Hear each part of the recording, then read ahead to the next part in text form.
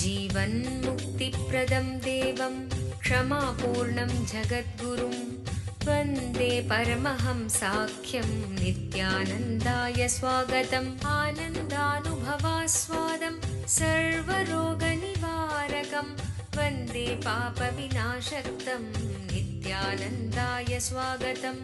नित्यमुक्तं निर्विकल्पं ध्यानलोकप्रदीपकं वन्दे शान्तमयं बन्धं नित्यानन्दाय स्वागतम्। பரமஹம்ச நித்யானந்தர் ஓர் வாழும் அவதார புருஷர். பிறப்பிலிருந்தே ஞானத்தை, ஞான சக்தியை வெளிப்படுத்திய பிறவி யோகி. 500க்கும் மேற்பட்ட புத்தகங்களை 27 மொழிகளில் அருளிய எழுத்தாளர். 8000 மணி நேரத்திற்கும் மேல் ஞான கருத்துக்களை மொழிந்துள்ள அரிய பேச்சாளர். ஆயிரக்கணக்கானவர்களுக்கு உணவு, மருத்துவம், கல்வி, ஆன்மீகம் போன்ற துறைகளில் ஒப்பற்ற சேவை செய்து வரும் சமூக சேவகர். லட்சக்கணக்கானவர்களுக்கு தலைவலி முதல் கேன்சர் வரை தனது தியான சக்தியால் தீர்த்து வைத்த தியான சிகிச்சையாளர். லட்சக்கணக்கான மக்களுக்கு உடல் நலம், மனவளம் ஆகியவற்றிற்கான கிரியைகளை வகுத்து தரும் கிரியா யோகி. கோடிக்கணக்கான மக்களுக்கு வாழ்வியல் பிரச்சனைகளுக்கான தீர்வுகளை தந்த வாழும் ஞானி. 151 நாடுகளில் தியான மையங்களோடும் 40க்கும் மேற்பட்ட நாடுகளில் ஆசிரம கிளைகளோடும் நடந்து வரும் உலகளாவிய நித்யானந்த தியானபீட ஆன்மீக இயக்கத்தின் நிறுவனர். 1 கோடிக்கும் மேற்பட்ட சீடர்களால் ஆத்மார்த்தமாக பின்பற்றப்படும் ஞான குரு. தீட்சையின் மூலம் சக்தி பரிமாற்றத்தை நிகழ்த்தும் அவதார சக்தி. பாரம்பரிய யோகக்கலையை ஆயிரக்கணக்கான யோக மையங்கள் மூலம் உலகமெங்கும் எடுத்துச் சென்ற நவீன கால யோகி. லட்சக்கணக்கான மக்களுக்கு குண்டலினி சக்தியை உயிர்ப்பித்து அஷ்ட சித்திகளை அருளும் அஷ்டமா சித்திதாயகன். உலகம் முழுவதும் வைதீக ஆலயங்களை அமைத்து வேத கலாச்சாரத்திற்கு மறுமலர்ச்சி அளித்த ஆன்மீக சுடர். லட்சக்கணக்கான இளைஞர்களின் எதிர்காலத்திற்கு வழிகாட்டியாய் திகழும் ஒரே இளம் குரு. உலகிலேயே இணையதளத்தின் மூலம் அதிகமாக பார்க்கப்படும் ஆன்மீக குரு. அரசியல் துறையிலும் ஊடகத்துறையிலும் ஊடுருவி இருக்கும் நாத்திக ரவுடி கும்பல்களால் தொடுக்கப்பட்ட மத தாக்குதலையும் தாண்டி ஒப்பற்று ஒளிரும் ஆன்மீக ஒளி. அசைக்க இயலாத, என்றென்றும் நிலைத்திருக்கும் ஞான கல்ப விருட்சம். आनन्दानुभवास्वादं सर्वरोगनिवारकं वन्दे पापविनाशक्तं नित्यानन्दाय स्वागतम्। नित्यमुक्तं निर्विकल्पं ध्यानलोकप्रदीपकं वन्दे शान्तमयं बन्धं नित्यानन्दाय स्वागतम्। आनन्दगन्धसञ्चारं सर्वोपाधिविनिर्मुक्तं वन्दे ज्ञानालयं नाथं नित्यानन्दाय स्वागतम्।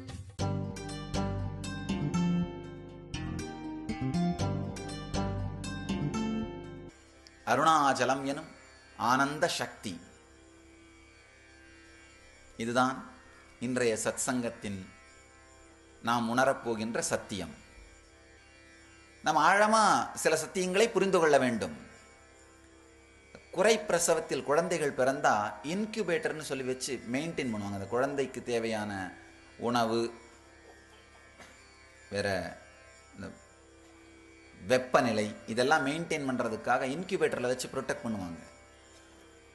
அதே போல் அது ஒரு குறைப்பிரசவ குழந்தை உயிரோடு வாழ வேண்டும்னா, இந்த சமூக சூழலோடு தாக்கு பிடிக்கணும்னா இன்குபேட்டர் வேணும்.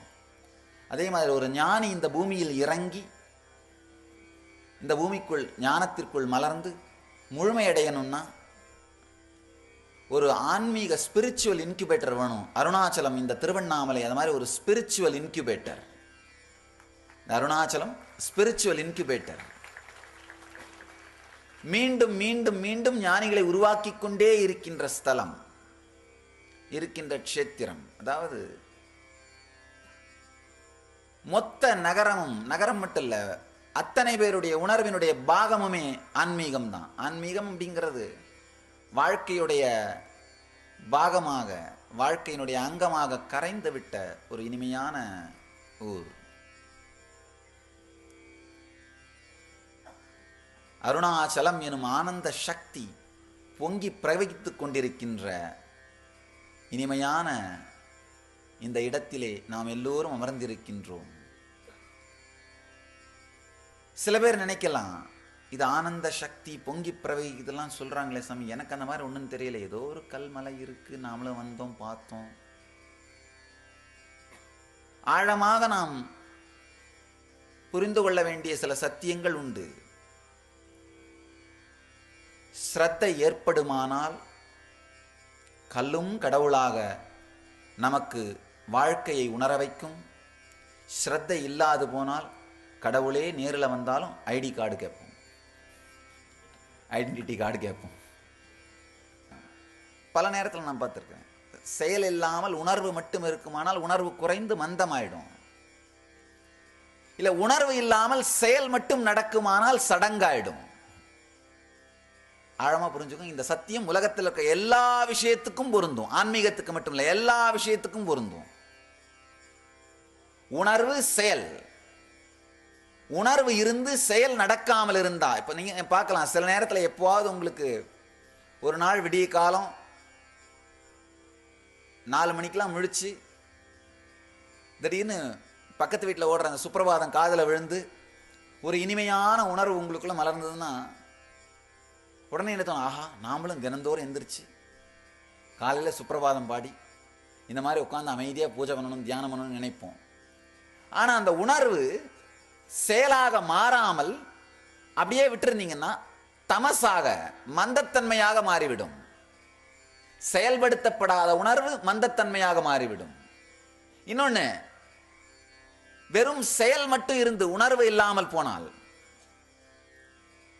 நமக்கு அந்த மாதிரி எப்போவுமே உணர்ந்திருக்க மாட்டோம். ஆனால் யாரோ ஒருத்தர் சொன்னாங்க, நீ சுப்பிரபாதம் பாடு காலையில், அது ரொம்ப நல்லது அப்படின்னு, உடனே செய்ய ஆரம்பிச்சிடுறது. இந்த விஷ்ணு சகஸ்ரநாமம் படின்னு சொல்லியிருப்பாங்க, உடனே செய்ய ஆரம்பிச்சிடுறது. உணர்வு அதில் ஈடுபட்டிருக்க மாட்டோம், நமக்கு அதில் உணர்ந்திருக்க மாட்டோம். வெறுமனே அந்த புக்கை வச்சு என்ன பண்ணுறது, வேகமாக விஷ்ணு விஷ்ணு சக்கார 2 நிமிஷத்துக்கு அப்புறம் என்ன பண்ணுவோம், எத்தனை நம்பர் வரைக்கும் படிச்சிருக்கோன்னு பார்த்துட்டு இருப்போம், அவ்வளவுதான். உணர்வு இல்லாமல் செயல் மட்டும் செய்யப்படும் பொழுது சடங்காக மாறிவிடும். செயல் செய்யாமல் உணர்வு மட்டும் இருந்தால் தமசாக மந்தத்தன்மையாக மாறிவிடும்.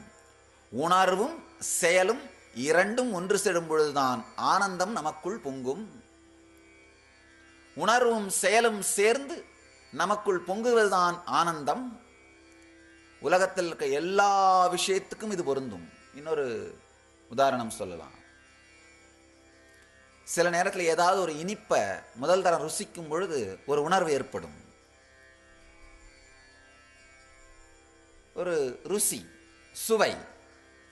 இல்லை ஏதாவது ஒரு நபரை பார்க்கும் பொழுது, பிடித்த ஒரு நபரை பார்க்கும் பொழுது, மனதுக்கு உகந்த ஒரு நபரை பார்க்கும்போது ஏற்படுகின்ற ஒரு ருசி. அது ஐம்புலன்களாலே நாம் உணர்கின்ற ருசிகள்.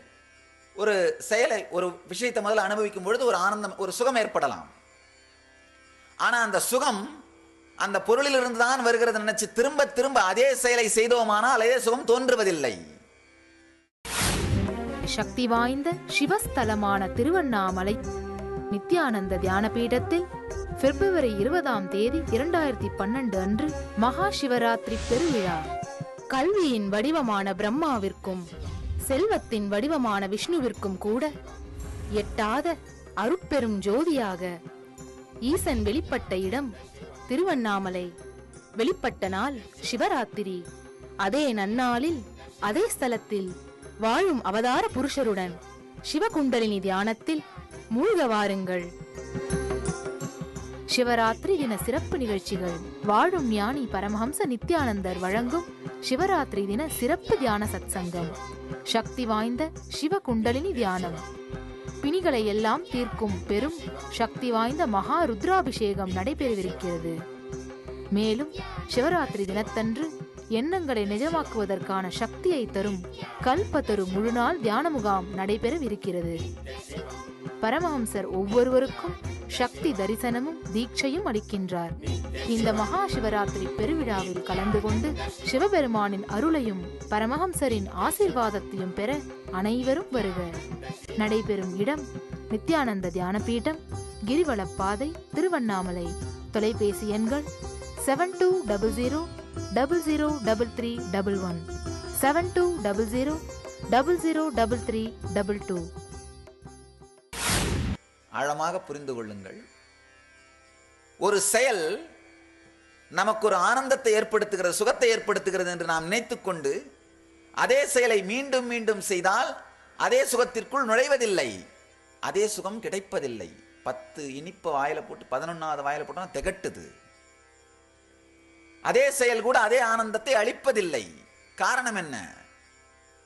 இந்த சில விஷயங்களை ஆழ்ந்து புரிந்து கொண்டோமானால் உங்களுக்குள் நடக்கின்ற மலர்ச்சியைத்தான் ஸ்ரத்தைன்னு சொல்றேன். இந்த ஸ்ரத்தை உங்களுக்குள் மலருமானால் அருணாச்சலம் எனும் ஆனந்த சக்தியை உணர்வீர்கள்.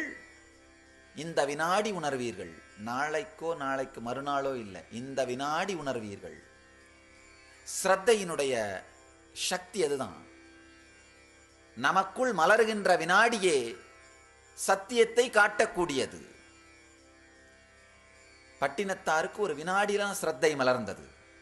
அருணகிரிநாதருக்கு ஒரு வினாடியில தான் ஸ்ரத்தை மலர்ந்தது. ரமண மகர்ஷிக்கு ஒரு வினாடியில தான் ஸ்ரத்தை மலர்ந்தது. இந்த ஸ்ரத்தை மலருகின்ற நேரத்தை தான் ஜீவன் முக்த காலம்னு சொல்றோம், ஞானம் அடைகின்ற நேரம்னு சொல்றோம். ஸ்ரத்தை மலர்ந்தவன் ஜீவன் முக்தனாக வாழுகின்றான். வாழும் பொழுதே எந்த பந்தங்களும் இல்லாமல் வாழும் பொழுதே ஆனந்தமாக வாழ்பவன்தான் ஜீவன் முக்தன் அப்படின்னு சொல்லப்படுறாங்க. அருணாச்சலம்ங்கிறது ஆனந்த சக்தி என்று புரிந்து கொண்டவர்கள் வாழும் பொழுதே தான் கடவுளாக, கடவுள் நிலையிலே ஜீவன் முக்தர்களாக வாழுகின்றார்கள். அருணாச்சலம்ங்கிறது ஆனந்த சக்தின்னு புரிந்தா முன்னால் இருக்கின்ற கல்மலையும் கடவுள், இந்த உடம்பாக இருக்கின்ற நாமும் கடவுள் என்று உணர்வோம். ரெண்டுத்துக்குள்ளேயுமே கடவுள் சக்தி தான் இருக்குன்னு உணர்வோம். அது புரியலன்னா வெளியில் இருக்கிற மலையும் கல்லாக இருக்கும், இந்த உடம்பும் ஜடமாக இருக்கும், ரெண்டுமே ஜடமாக இருக்கும். ஸ்ரத்தை மலராத பொழுது இரண்டுமே ஜடம், ஸ்ரத்தை மலர்ந்தால் இரண்டுமே இறைவன்.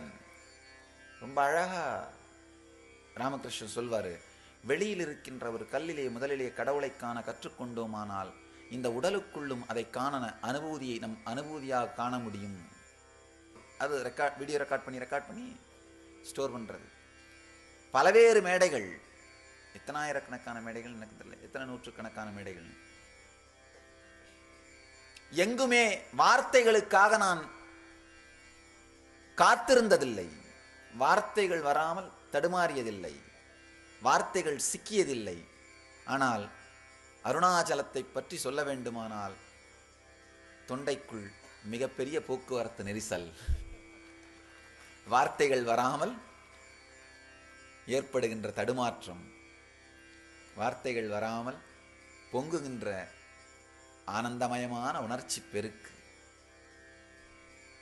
பல்வேறு சத்தியங்கள் நான் வெளிவர வேண்டும், நான் வெளிவர வேண்டும் என்று தொண்டைக்குள்ளே மிகப்பெரிய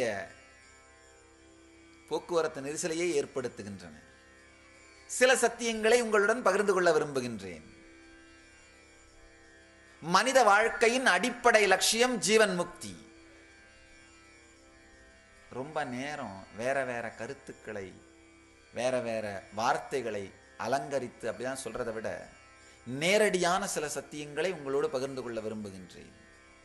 மனித வாழ்க்கையின் லட்சியம் ஜீவன் முக்தி. தயவு செய்து புரிந்து கொள்ளுங்கள், வேறு எதுவுமே மனித வாழ்க்கையின் லட்சியம் கிடையாது. மனித வாழ்க்கையினுடைய லட்சியம் நாம பூமிக்கு வந்தப்போ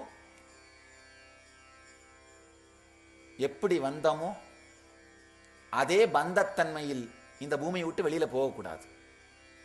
இந்த பூமி வாழ்க்கை நமக்கு அளிக்கப்பட்டிருக்கின்ற மிகப்பெரிய வாய்ப்பு. நம்ம எல்லாரும் விசிட்டர்ஸ் தான், நம்ம எல்லாருமே விசிட்டர்ஸ் தான். நம்முடைய ஆசிரமம் இருக்கிற இடம் விடுதி. விடுதினா என்ன அர்த்தம்னா தமிழ விடுதின்னு சொல்றது தான். கேட்டாங்க, சாமி ஏன் விடுதியில் ஆசிரமம் வச்சிருக்கீங்க? வாழ்க்கையே விடுதின்னு சொல்றதுக்காகத்தான் விடுதியில் ஆசிரமம் பண்ணியிருக்கேன். வாழ்க்கையே நாம வாழ்க்கையில தங்கி இருக்கிறதே விடுதியில தங்கி இருக்கிறோம். சில நாட்கள் தான், வேற ஒன்றும் கிடையாது. அருமையான ஒரு வாய்ப்பு. ஆழமா நம்ம புரிந்து கொள்ள வேண்டியது, இந்த மனித வாழ்க்கையின் லட்சியம் ஜீவன் முக்தி.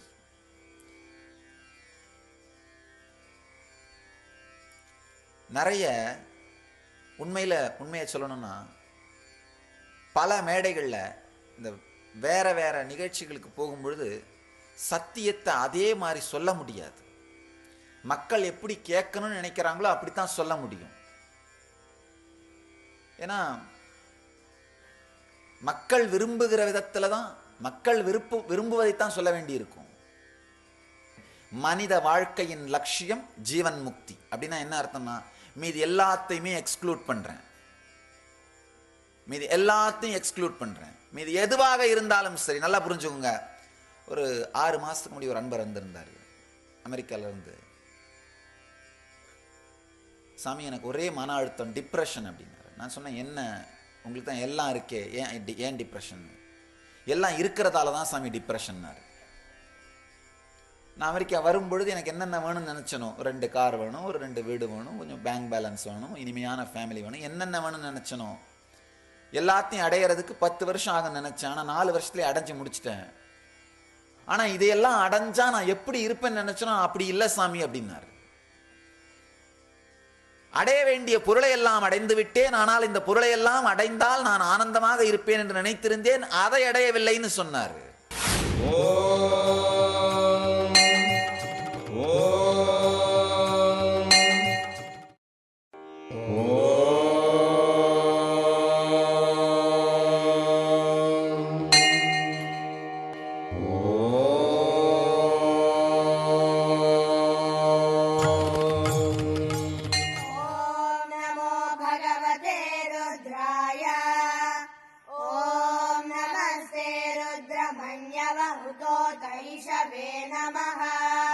नमस्ते अस्तु धन्वने बाहुभ्यामुतते नमः। या तैष शिवतमा शिवं बभूव ते धनुः शिवा शरव्याया तव तया नो रुद्रमृडया। या ते रुद्र शिवा तनूरघोरा पापकाशिनी तया नस्तनुभाषन्त। ஆழமாக புரிந்து கொள்ளுங்கள். வேறு எதனாலும் வாழ்க்கையின் இறுதியை உங்களுக்கு காட்ட முடியாது. வேறு எதனாலும் வாழ்க்கையின் அறுதி உங்களுக்கு புரிபடாது. வேறு எதனாலும் வாழ்க்கையின் சத்தியம் உங்களுக்குள் விளங்காது. வேறு எதை நோக்கி ஓடுவதும் விழலுக்கு இறைத்த நீர் காணல் நீரை பின்பற்றி ஓடி காலத்தை கழிப்பதற்கு சமம். பொதுவாக என்கிட்ட மக்கள் கேள்வி கேட்கும் பொழுது பக்கத்தில் இருக்கிற சீடர்கள் ரொம்ப குழப்பமா இருக்கும். காரணம் என்னன்னா, ஒரே கேள்வியை 2 வேறு நபர் கேட்டால் 2 வேறு விதமான பதிலை சொல்லிடுவேன். சீடர் கேட்பார், என்ன இப்போதானே சாமி ஒருத்தர் வந்து கேட்டார் கல்யாணம் பண்ணிக்கிட்டுமா வேணாமா, நீங்கள் அவரை கல்யாணம் பண்ணிக்க சொன்னீங்க. இன்னொருத்தர் வந்து கேட்டார் கல்யாணம் பண்ணிக்கிட்டுமா வேணாமான்னு. வேண்டாம், நீ சன்னியாசியாகன்னு சொல்றீங்களே. கேள்விக்கு பதில் அல்ல, கேட்பவருக்கு பதில். கேள்விக்கு பதில் அல்ல, கேட்பவருக்கு பதில். அதனால புரிஞ்சுக்கோங்க, இப்ப நான் சொல்லுகின்ற சத்தியமும் கேட்பவர்களுக்காக, அதாவது கேட்கிறவங்களுடைய இன்டென்சிட்டிக்காக, அதற்காக வெளிப்படுத்தப்படுகின்ற சத்தியங்கள். மனித வாழ்க்கையின் அடிப்படை லட்சியம் ஜீவன் முக்தி. வேறு எந்த வழியில வேணாலும் வாழ்க்கையை முயற்சி பண்ண நம்ம எல்லாருமே நினைக்கிறோம், நம்ம வாழ்க்கையை கொஞ்சம் இல்லை, என் வாழ்க்கை கரெக்டாக தான் போயிட்டு இருக்கு, கொஞ்சம் ஒரு சில இடங்கள்ல தான் பிரச்சனை இருக்கு, அதெல்லாம் ரிப்பேர் பண்ணி சரி பண்ணி வச்சுட்டா போதும்னு. நம்ம மனசு நல்லா தான் இருக்கு, கொஞ்சம் எப்போவாது துக்கம் வருது, அதை ரிப்பேர் பண்ணி வச்சுட்டா போதும்னு. நல்லா புரிஞ்சுக்கோங்க, நம்ம மனசை நாம ரிப்பேர் பண்ண முயற்சி பண்றது கோழி குப்பையை கிளற மாதிரி. என்றுமே நிறைவேறாதது, என்றுமே நடக்காதது. ஆழமாக புரிந்து கொள்ளுங்கள். இன்று உண்மையிலேயே சில சத்தியங்களை ஆழமாக ஆணித்தரமாக எதற்கும் தயங்காமல் சொல்வது என்ற முடிவோடு இங்கு அமர்ந்திருக்கின்றேன்.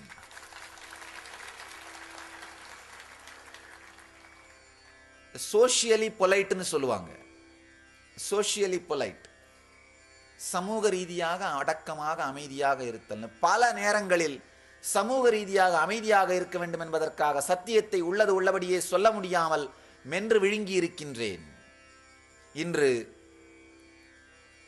சமூக ரீதியாக அமைதியாக இருக்க வேண்டும் என்பதற்காகவோ வேறெந்த காரணங்களுக்காகவோ சத்தியத்தை நான் ஜீரணிக்கப் போவதில்லை.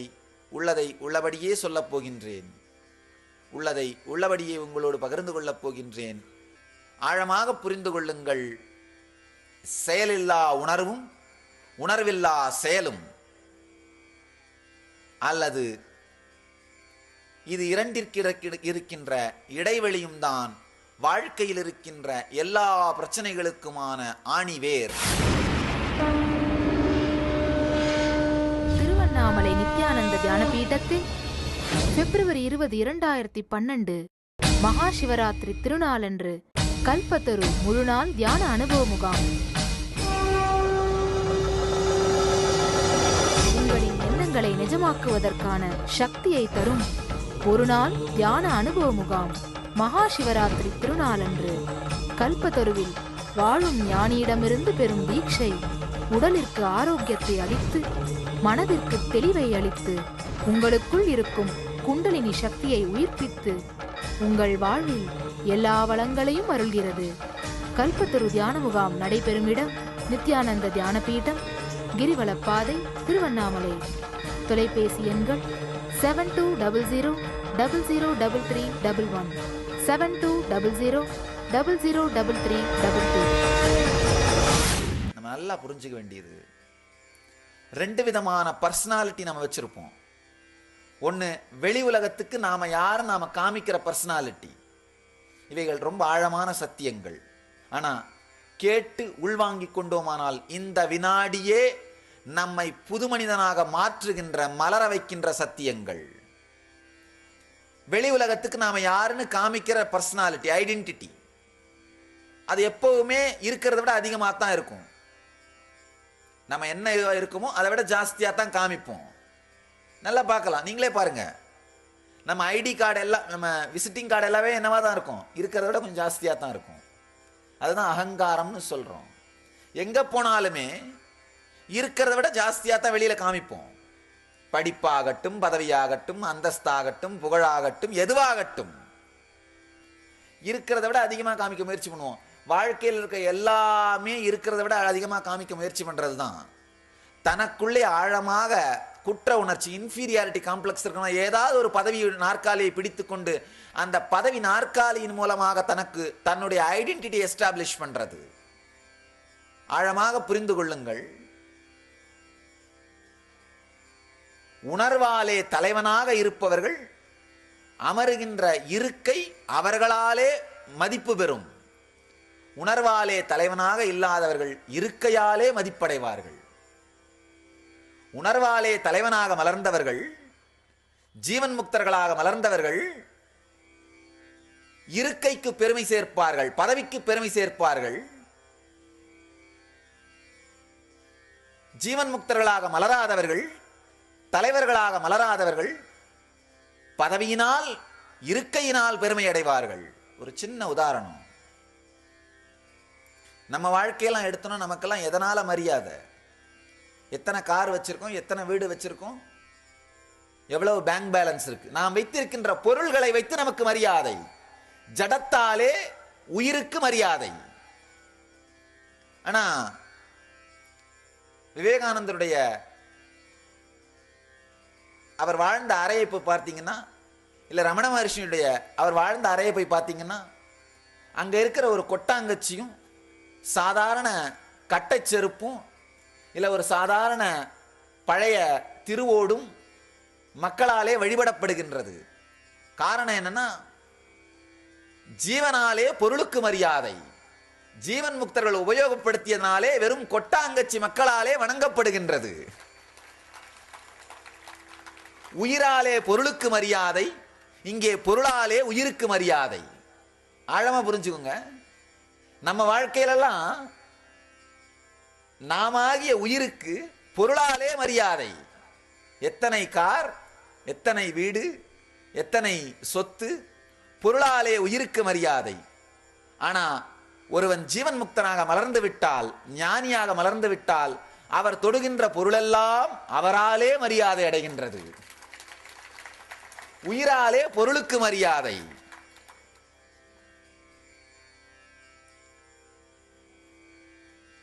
நம்ம ஐடென்டிட்டி வெளி உலகத்துக்கு என்னவாக காமிக்கிறோம். அதாவது திரும்ப திரும்ப திரும்ப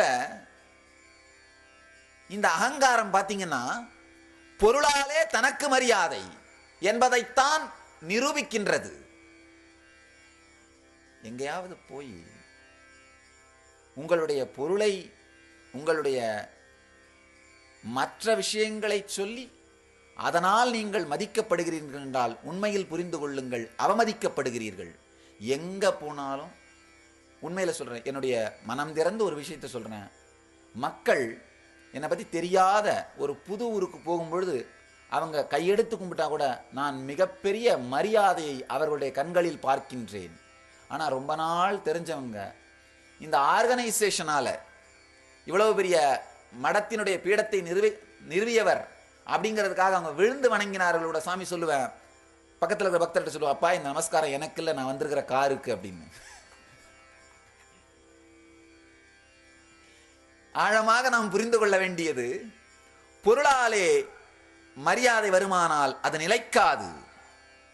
பொருளாலே வருகின்ற மரியாதை மரியாதையும் அல்ல, அது அவமரியாதை. அது பொருளுக்கு தந்த மரியாதை, உயிருக்கு தந்ததல்ல, உணர்வுக்கு தந்ததல்ல, ஜீவனுக்கு தந்ததல்ல, பொருளுக்கு தந்த மரியாதை. ஆழமாக புரிந்து கொள்ளுங்கள். அகங்காரம், அந்த ஐடென்டிட்டி, வெளி உலகத்துக்கு நாம காமிக்கிற பர்சனாலிட்டி, அந்த பர்சனாலிட்டியை பேஸ் பண்ணி உங்களுக்கு எது வந்திருந்தாலும், எது அளிக்கப்பட்டாலும், எது உங்கள் வாழ்க்கையின் பாகமாக மாறி இருந்தாலும், அது பொருளாகட்டும், பதவியாகட்டும், உறவுகளாகட்டும், புகழாகட்டும், பகட்டாகட்டும், அது உங்களுக்குள் நிம்மதியை அளிக்காது. அதை தக்க வைத்துக் கொள்வதற்காக மீண்டும் மீண்டும் மீண்டும் மீண்டும் காணல் நீரை நோக்கி ஓடியவனைப் போல வாழ்க்கையை செலவிட்டுக் கொண்டிருப்போம். அவ்வளவுதான், வேற ஒண்ணுமே இருக்காது. உங்கள் எல்லோரையும் நித்யானந்தத்தில் நிறைந்து, நித்யானந்தத்தில் மலர்ந்து, நித்யானந்தத்தில் கரைந்து, நித்யானந்தமாகிட ஆசீர்வதிக்கின்றேன். நன்றி. ஆனந்தமாக இருங்கள். நித்யானந்த தியானபீடம், நித்யானந்தபுரி ஆஃப் மைசூர் ரோடு, விடுதி, பெங்களூர். 9742203311 08027202084.